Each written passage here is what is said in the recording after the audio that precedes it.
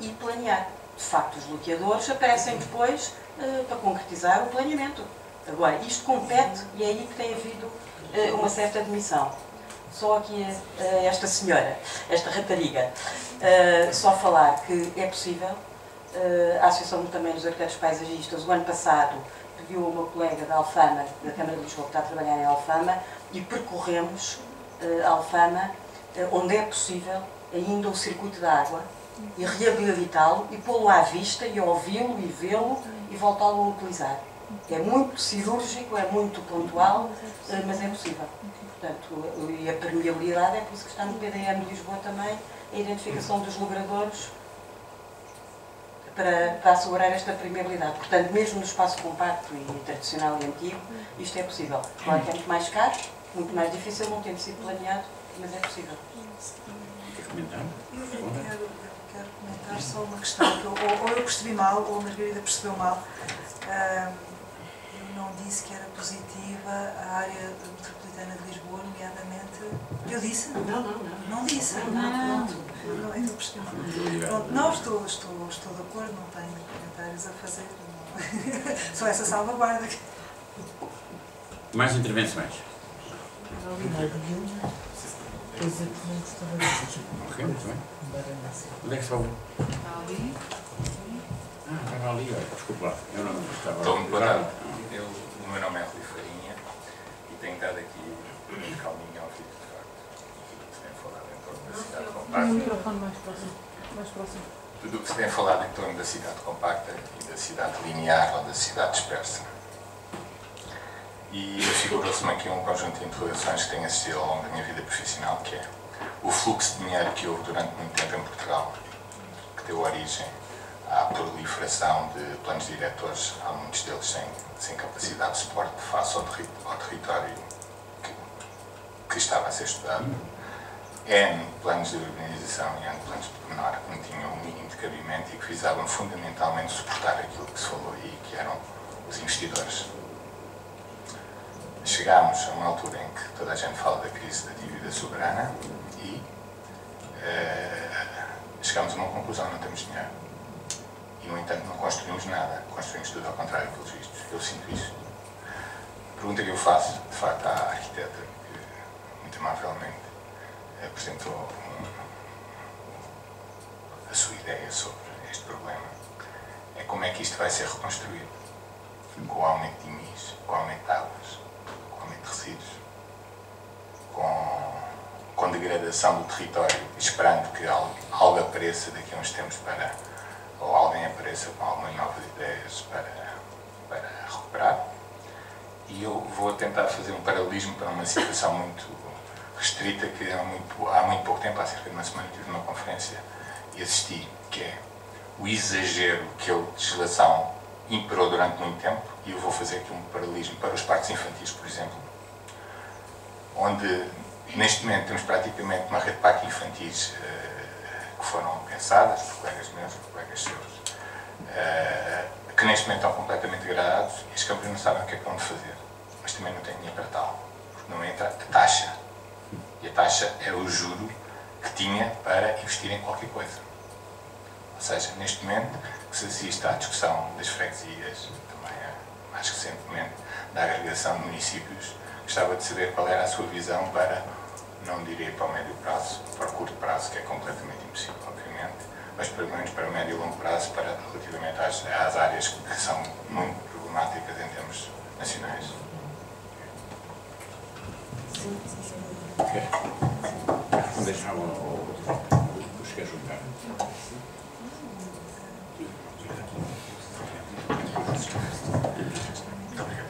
Muito boa noite. Já agora deixe-me apresentar. Chamo-me Rui Manuel Rodrigues, sou geógrafo e formado pela Universidade Nova de Lisboa.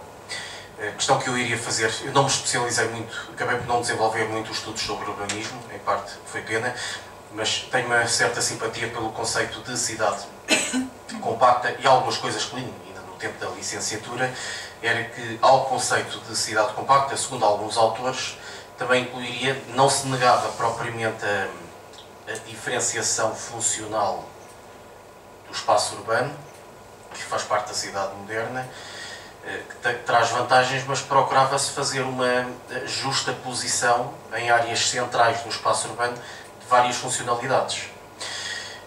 Isso será uma questão de facto fundamental do conceito de cidade compacta. Era uma pequena questão que queria fazer. Um outro comentário que eu gostaria de fazer em relação à questão do ordenamento. Penso que um instrumento que poderia ser eficaz, isto claro que é muito discutível, muito eficaz em termos de ordenamento, portanto força motriz do ordenamento do território, seria de facto as estruturas de transportes públicos, nomeadamente de tipo ferroviário, incluindo também os elétricos. Muitas das novas urbanizações dispersas e certos equipamentos, infraestruturas, falo por exemplo no Fórum Almada, que apareceu ali no meio do nada, quando passam um metro, Solteja a largas centenas de metros e é impossível de facto. A mobilidade pedonal, praticamente impossível. Se de facto uma política de ordenamento do território não seria importante pôr o foco nestas estruturas de transportes públicos. Embora, claro, os poderes públicos locais também não parece que tenham, infelizmente, grande margem de manobra. Bom, fico-me por aqui. Obrigado.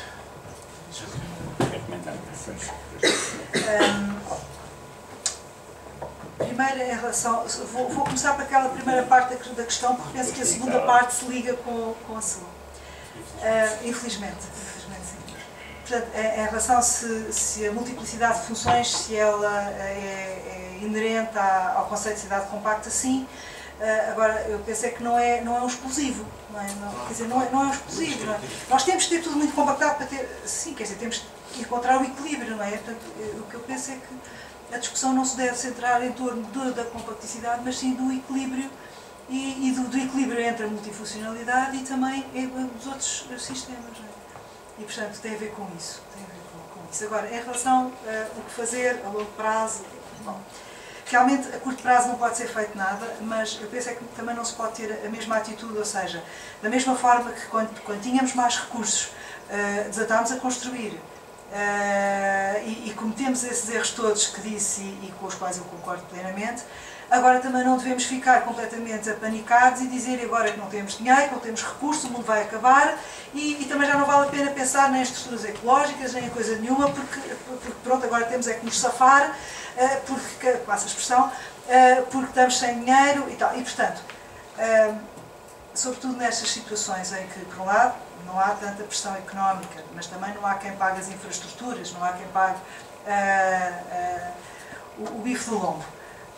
Mas eu penso que o olhar é sempre que é quem tem competência para regular sobre o território, que a assuma e que a assuma sem corteza de vistas, ou seja, que pense na regeneração dos territórios, que pense e que defina o que é absolutamente fundamental, que solos se devem proteger, que paisagem se quer criar, para onde se quer caminhar e depois trabalhar com os recursos que se tem. Portanto, não é andar atrás da pressão económica, mas é pensar. E esta atitude não é uma atitude fora da realidade, porque é a atitude que os países que hoje apresentam melhores desempenhos em termos ambientais sempre seguiram. Portanto, é essa capacidade de gerir o território com alguma distância. E eu não tenho outra resposta para lhe dar a não ser essa. É continuar a defendermos aquilo que achamos que são os interesses fundamentais e tentar contaminar com as nossas perspectivas mais técnicas, contaminar quem decide no bom sentido de influenciar no sentido de assegurar a nossa própria sobrevivência, porque também é disso que se trata. No fundo, também é disso que se trata. E só fazer aqui um pequeno acréscimo. Eu penso que há um dado importante na intervenção. Quando mencionou um dado fundamental, é que nós tivemos um fluxo de meios financeiros artificial que criou vícios. Porquê é que eu digo? E digo isto porque ressoa na minha cabeça, já agora desculpa lá, vou voltar um pouco à minha memória. Eu aí nos anos 80 e tais, fui convidado pelo Instituto de Defesa Nacional para participar num debate com a Associação dos Jovens Empresários, em que se discutia exatamente isso que estamos no princípio. E a meu lado estava um outro professor de agronomia, um outro com outro professor, que era, neste caso, da agronomia, com uma visão que se perpetua. A minha tese, na altura, e quase que me iam batendo, foi esta.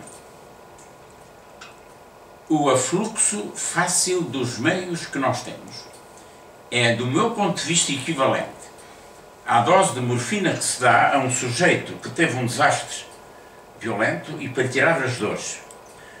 E se nós não temos cuidado com a administração da dita, da morfina, que neste caso é o fluxo financeiro, nós, na verdade, criamos subsídio ao dependente. Ora bem, eu digo esta é a minha perspectiva à altura, sem qualquer satisfação. Mas eu encontro é que quem na altura era absolutamente defensor disso, aparece agora a defender exatamente o contrário, novamente propagando o que está na moda e sobretudo aquilo em que seja capaz de captar financiamento baseado nas percepções erradas que transmite às pessoas. Portanto, para responder, do meu ponto de vista, à sua pergunta, é evidente que vamos passar um período correspondente à ressaca de quem deixou de ter a droga. E a minha esperança, e é exatamente por isso que nós fazemos este ponto, e outros, tentativa de debate aberto, é reconhecendo os erros e erradicar de vez a ideia que é possível voltar a uma pseudo-comodidade anterior. Isto é igualdade-chave. Porque a maior parte das pessoas ainda não se convenceu e não se convencendo fica sujeita, extremamente fragilizada ao primeiro vendedor da abelha da cobra, que aí apareça, sobretudo se vier rodeado daqueles que foram promovidos a estas sumidades sem o que o terem sido. Esta é aquela atitude que temos, sobretudo, que combater. Eu penso, seja como for, que nós pensamos por vezes demasiadamente. A faixa litoral existe com esta aglomeração toda porque nós destruímos as capacidades de sobrevivência de quem estava na agricultura e no campo. Portanto, migraram para a cidade. O que sucede é que as cidades são extremamente vulneráveis às crises, muito mais do que os meios rurais. Não é? Porque nas cidades morre-se de fome, nos meios rurais não se morre de fome. Portanto, esta é uma questão de fundo. Claro que é evidente que eu não tenho aqui nenhuma receita no bolso, é apenas uma reflexão. Que eu continuo a ser otimista. Porque eu penso que o que nos ensina a ecologia é que o instinto de sobrevivência consegue inspirar de forma instintiva essa dita sobrevivência. E a grande questão é saber se nós ainda temos isso ou então se estamos a cometer suicídio. Eu continuo a ser positivo, pá.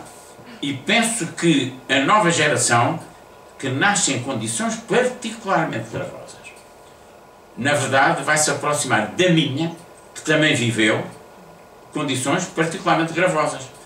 Se calhar não teve submetido ao tratamento morfimónimo que esta nova esteve. E, portanto, eu, de facto, confranjo-me um pouco. Isto é um pouco de sabedoria popular. Mas eu penso que, da outra forma, a gente entrega-se e para os lados. Eu penso que não. Há imensa potencialidade que a gente tem se usar o conhecimento, se for racional. Não é um conhecimento produzido com carinho. Desculpa-me dizer isto com esta veemência toda. Veemência com carinho foi aquilo que fez o ministro Mariano Gato, ao converter com o despacho bacharéis em licenciados. É este vício que precisa ser denunciado sem raiva nem vingança. É a queda no puro realismo. Eu devo dizer, é a primeira vez que digo aqui, eu chamo-lhes hoje engenheiros marianos e doutores marianos. Já agora mais alguém que tinha ali coisa de ofensa. Eu estou a à vontade de dizer. Eu já era professor quando esse ministro era presidente da Associação de Estudantes. E, portanto, temos uma longa história e eu tenho sempre nos autoridades de lhe ter dito várias vezes que, de facto, era a forma exemplar de se ser um político no mau sentido do termo. Fez coisas ótimas, sem dúvida nenhuma, na área de investigação, mas não tantas quanto a gente pensa que sejam.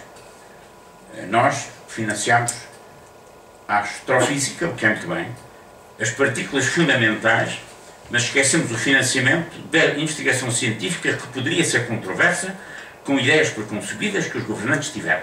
E este tem sido sempre o mal da nossa investigação em Portugal, financiada pelas entidades competentes. Mas eu não me vou alongar muito, porque senão acabava, não estou no choradinho, mas é para dizer que, sim senhora, e dar a palavra, e aqui mais uma última pessoa.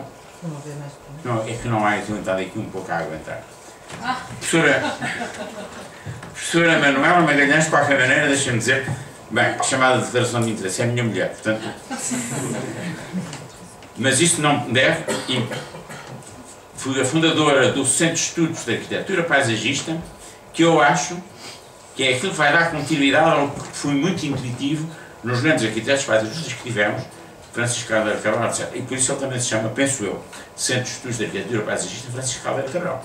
Portanto, tem grandes responsabilidades. Faça favor, senhora arquiteta.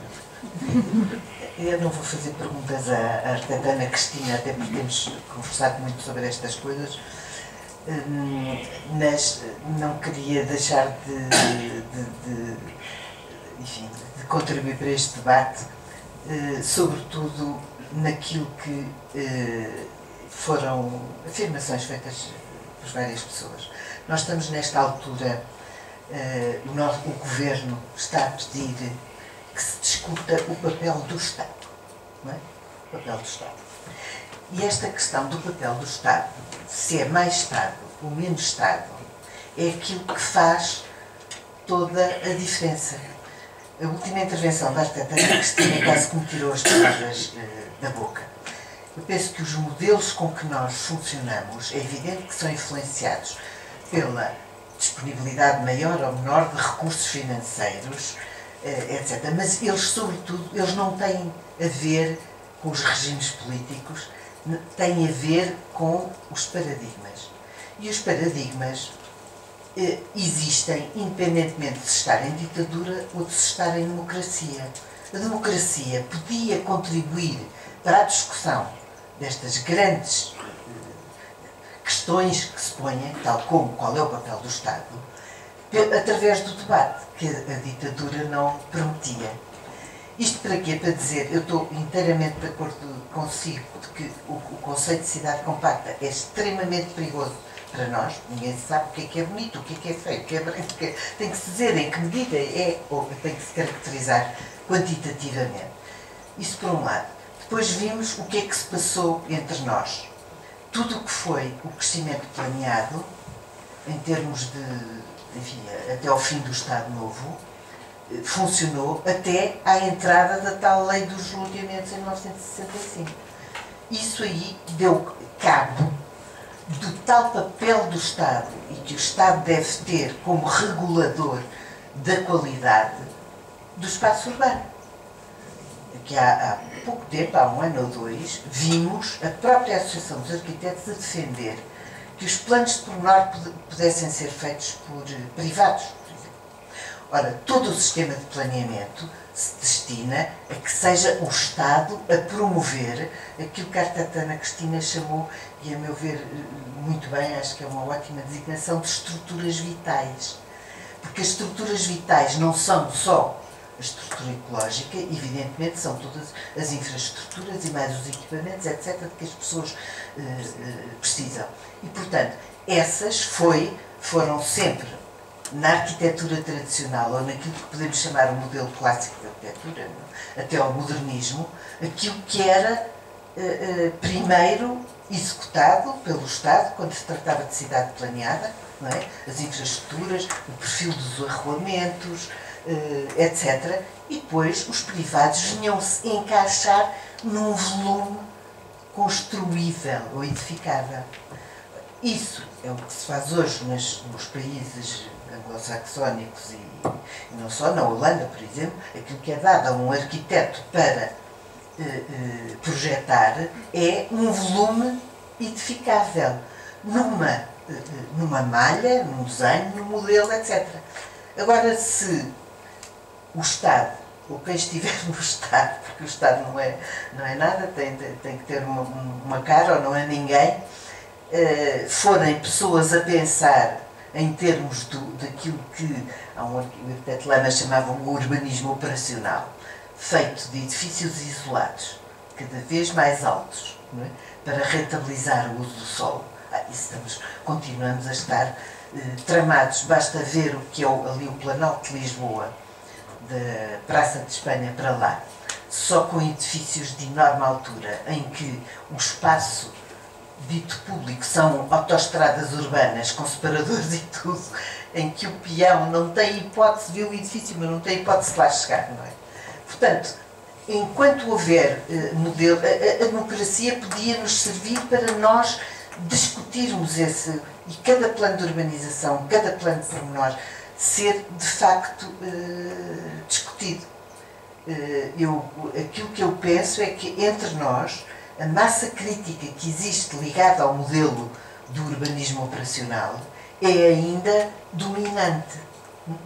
E como é dominante, tudo o que são as perspectivas da construção da cidade em função das tais estruturas vitais, não vinga, coitada, como aquela plantinha que está ali a tentar sobreviver. Portanto, eu penso que o papel do Estado, o Estado, a Margarida disse, demitiu-se um bocadinho, o Estado tem-se demitido inteiramente das suas funções reguladoras. E para que é que nós pagamos impostos? É para construir autoestradas, continuar a construir autoestradas, e, não é? Como foi nos anos 80, não é? Até foram buscar dinheiro à educação para construir autoestradas.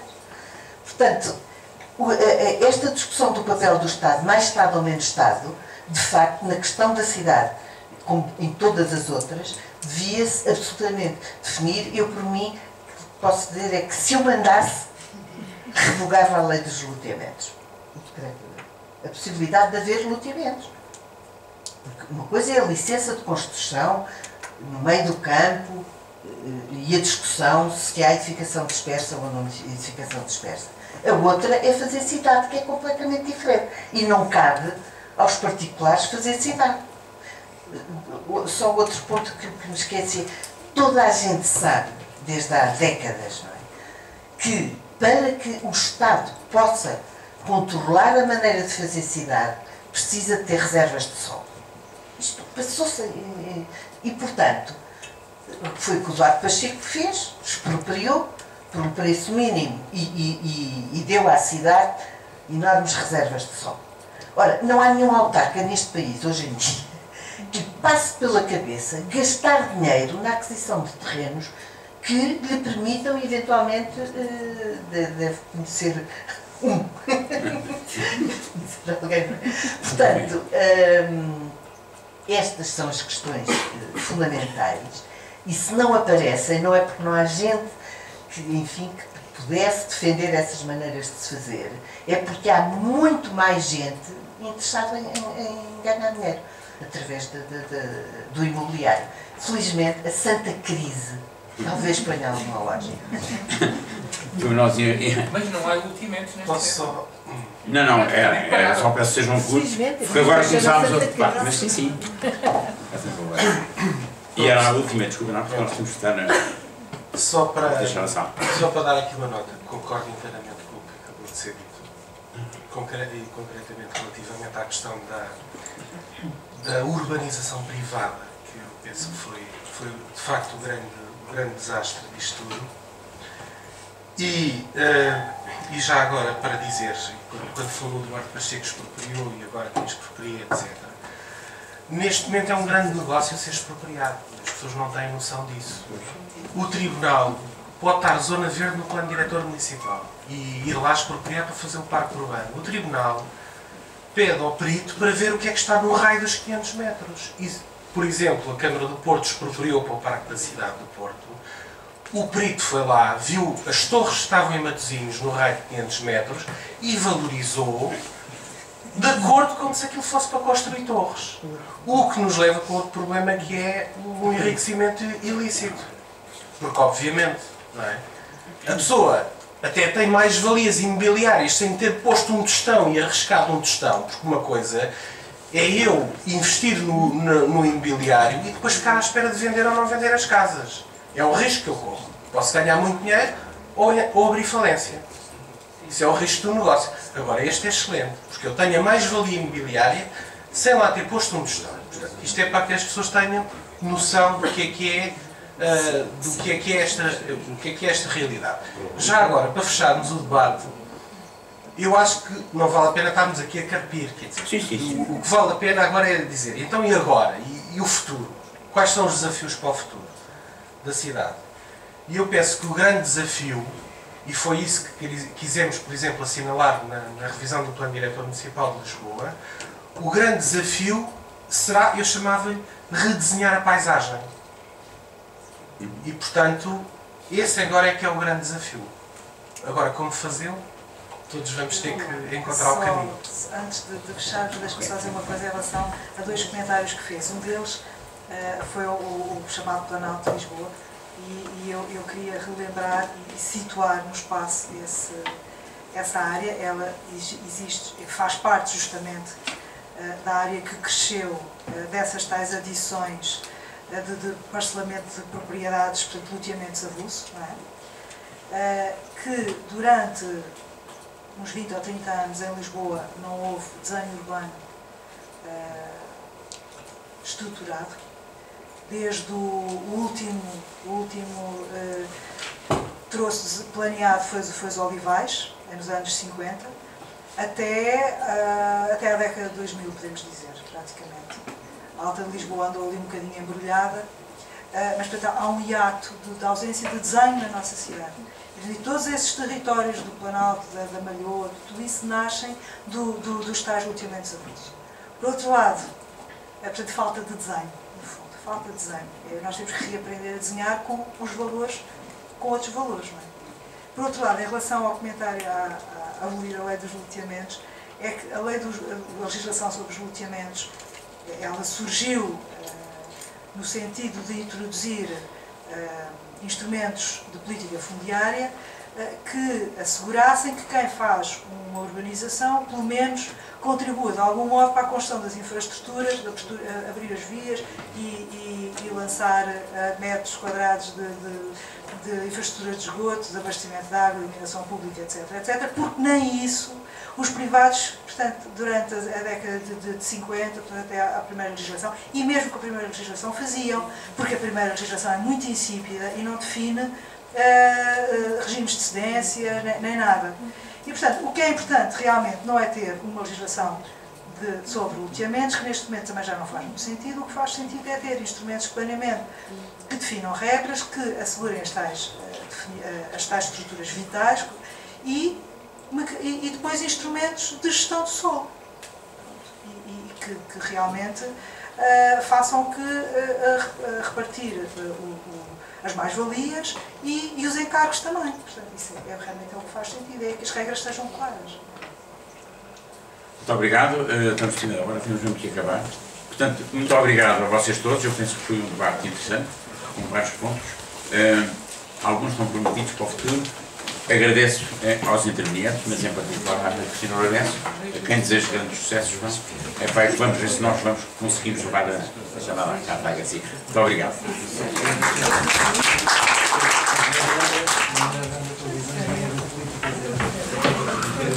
Thank you.